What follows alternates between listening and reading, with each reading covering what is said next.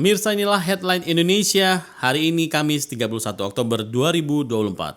Kami awali dari kompas.com yang melaporkan Badan Meteorologi, Klimatologi, dan Geofisika atau BMKG memberikan peringatan adanya suhu panas maksimum harian yang mencapai 38 derajat Celcius. Ketua Tim Prediksi dan Peringatan Dini Cuaca Fenomena Khusus BMKG, Miming Saifuddin mengatakan, kondisi suhu panas maksimum lebih dari 38 derajat Celcius terdeteksi di beberapa wilayah.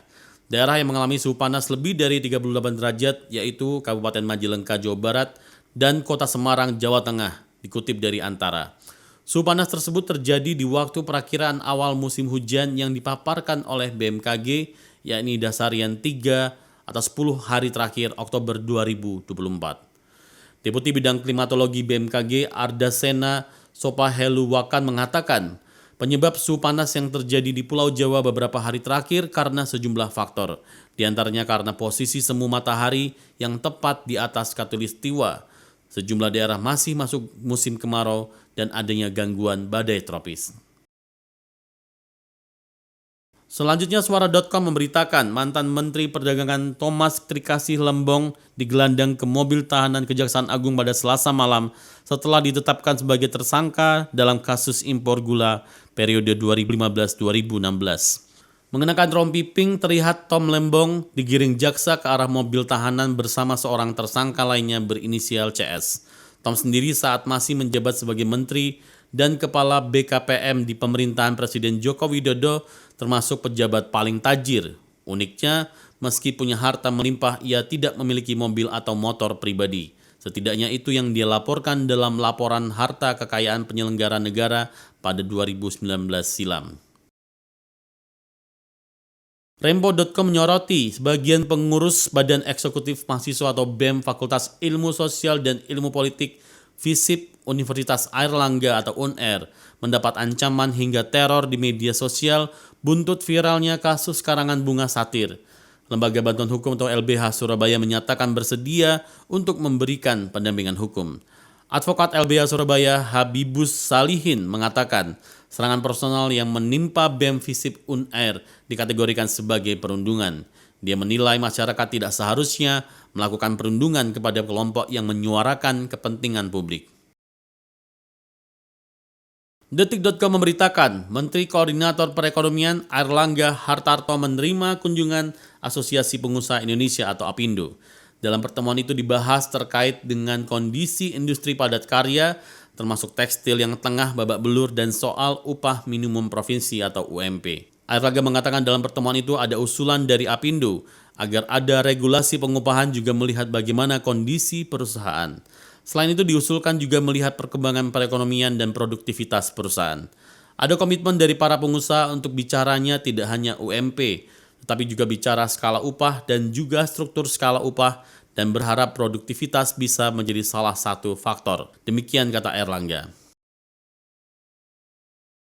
Dari mancanegara, Sindonews.com memberitakan Martin Arthur Armstrong, peramal ekonomi kontroversial yang dijuluki peramal super, telah meramalkan bahwa Perang Dunia Ketiga akan segera dimulai di Ukraina yang akan menyebabkan runtuhnya Amerika Serikat pada tahun 2032. Armstrong telah membuat klaim yang mencolok menggunakan komputer bertenaga Artificial Intelligence atau AI bernama Socrates yang diprogramnya untuk memantau umpan berita dunia dan mencari peristiwa berita fundamental yang berkorelasi di balik tren global. Dari Jerman, Bloomberg mengabarkan pekerja Volkswagen AG atau VW di seluruh Jerman menghentikan produksi selama 1 jam pada hari Senin tanggal 28 Oktober 2024 waktu setempat. Mereka menyuarakan keberatan terhadap rencana penutupan pabrik yang belum pernah terjadi sebelumnya.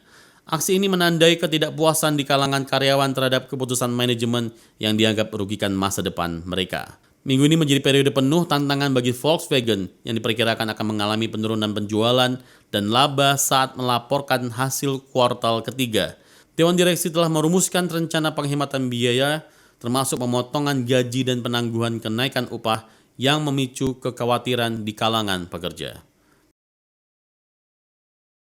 Selanjutnya, Liputan6.com memberitakan kendaraan maung MV3 Garuda buatan PT Pindad yang digunakan Presiden Prabowo Subianto usai pelantikan pada hari Minggu 20 Oktober 2024 menjadi sorotan publik. Presiden Prabowo pun memberikan arahan agar maung dipakai oleh para menteri, wakil menteri hingga pejabat eselon 1 sebagai kendaraan dinas. Kepala Staf Kepresidenan AM Putranto mengatakan nantinya penggunaan maung sebagai mobil dinas bakal diwajibkan bagi para pejabat di tanah air.